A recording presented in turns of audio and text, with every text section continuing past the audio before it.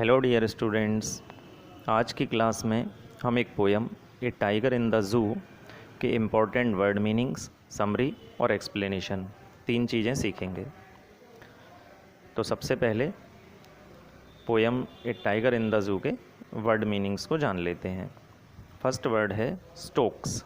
English meaning है stride या फिर to walk quietly and slowly in the threatening way. इसका हिंदी अर्थ है अकड़कर चलना। सेकंड वर्ड है विविड। इंग्लिश मीनिंग है क्लियर और ब्राइट और हिंदी अर्थ है स्पष्ट और चमकदार। थर्ड वर्ड है स्ट्राइप्स। इंग्लिश में मीनिंग है लॉन्ग नैरो बेंड्स और हिंदी अर्थ है धारियाँ। इस पोयम में धारियाँ जो कि टाइगर की बॉडी पर होती हैं उसके बारे में बताया गया है। और फोर्थ वर्ड है पैड्स। इंग्लिश में मीनिंग है the soft part under the foot of the tiger. Hindi अर्थ है टाइगर के पैरों के नीचे का गद्दीदार और मुलायम हिस्सा। फिफ्थ वर्ड है रेज। इंग्लिश मीनिंग है एंगर और हिंदी अर्थ है गुस्सा। सिक्स्थ वर्ड है लर्किंग। इंग्लिश में मीनिंग है हाइड फॉर अटैक। हिंदी में अर्थ है हमले के लिए घात लगाना। सेवन्थ वर्ड है स्लाइडिंग। इंग्लिश में मीनिंग है मूविंग और हिंदी अर्थ है चलना या घूमना। एट्थ वर्ड है होल। इंग्लिश में मीनिंग है पूल और हिंदी अर्थ है तालाब या कुंड। नाइन्थ वर्ड है प्लम्प और इंग्लिश में जिसका मीनिंग है फैट या छवि और हिंदी में अर्थ है मोटा। टेंथ वर्ड है snarling.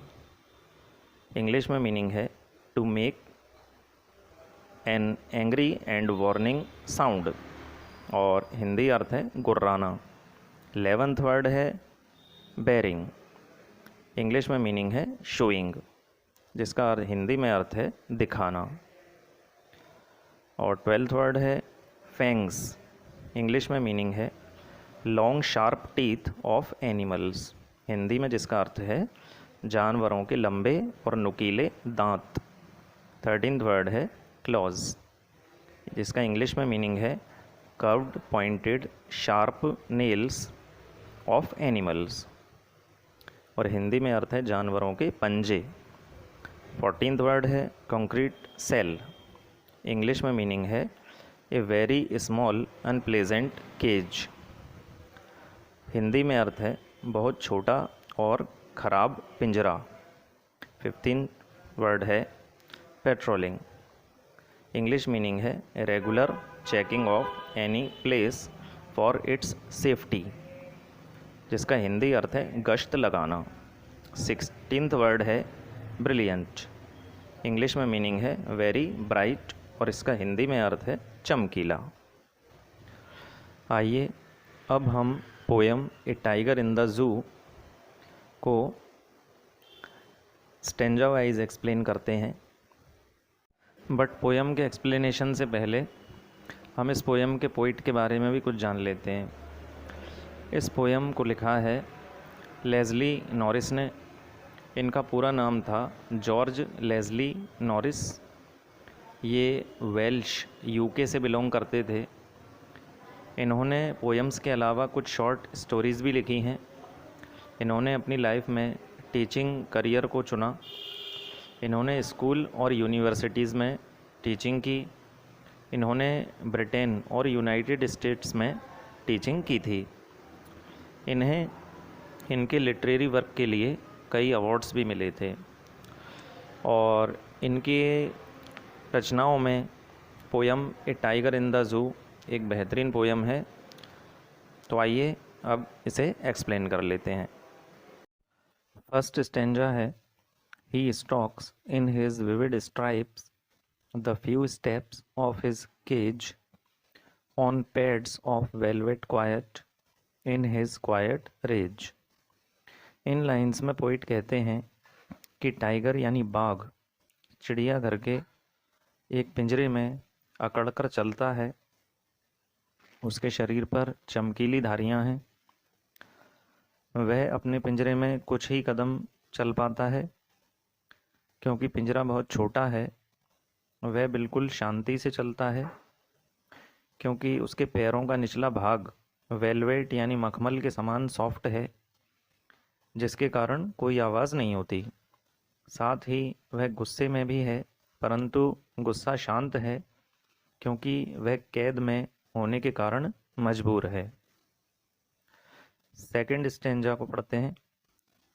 He should be lurking in shadow, sliding through long grass, near the water hole where plump deer pass.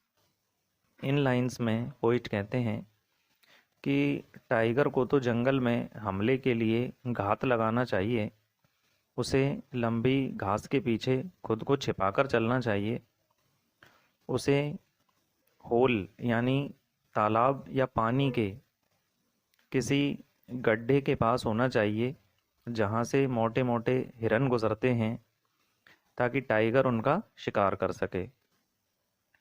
Third stanza है।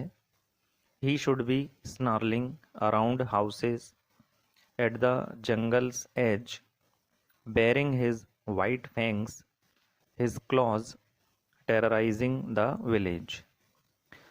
इस स्टेंजा की लाइंस में पोइट नॉरिस कहते हैं कि टाइगर को उन घरों के आसपास गुर्राना चाहिए जो जंगल के किनारे पर हैं, उसे अपने सफ़ेद लंबे नुकीले दांत और नुकीले पंजों से गांव वालों को भयभीत कर देना चाहिए। फोर्थ स्टेंजा है।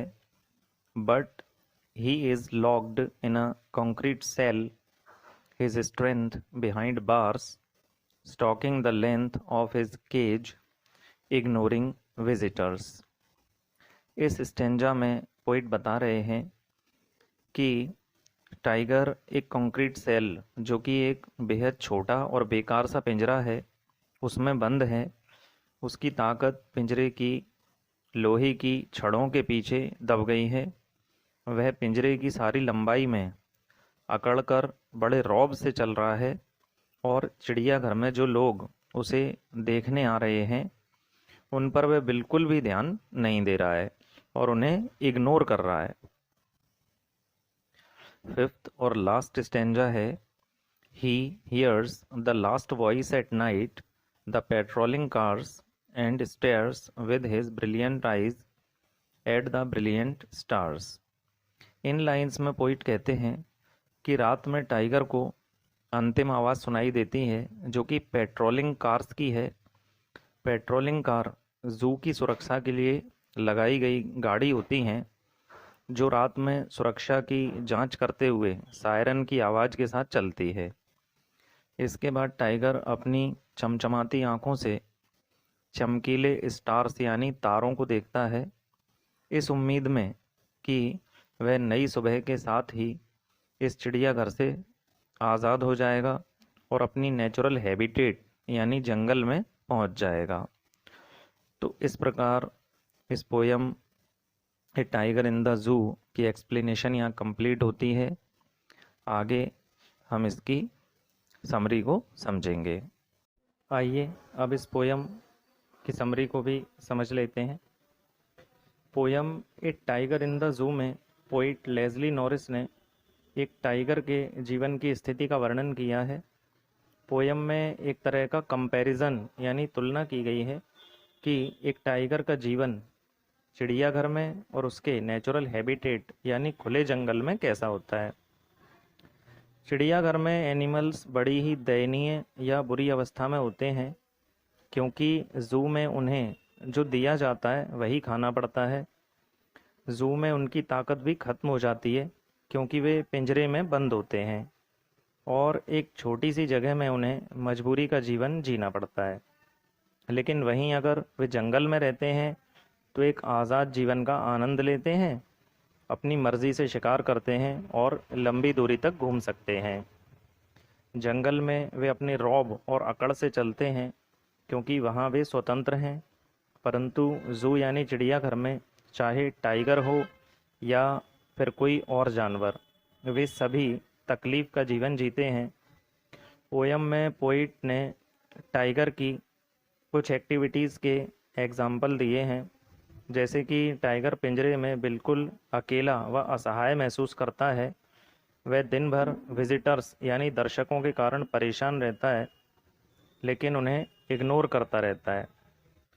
रात के समय वह सुरक्षा की जांच करने वाली गाड़ी की आवाज़ सुनता है, पर वह उस पर कोई ध्यान न देते हुए सिर्फ आसमान में चमकते सितारों की तरफ देर तक देखता रहता है और सोचता है कि शायद कभी वह दिन आएगा जब वह खुले जंगल में पहुंच जाएगा और एक स्वतंत्र जीवन का आनंद लेगा।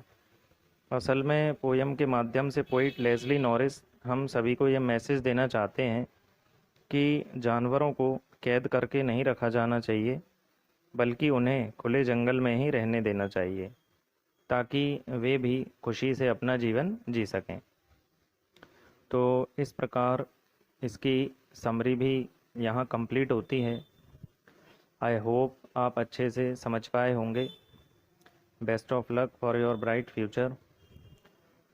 अगर आज की क्लास आपको यूज़फुल लगी हो तो वीडियो को शेयर ज़रूर करें, ताकि और स्टूडेंट भी इसका फ़ायदा ले सकें। Thank you.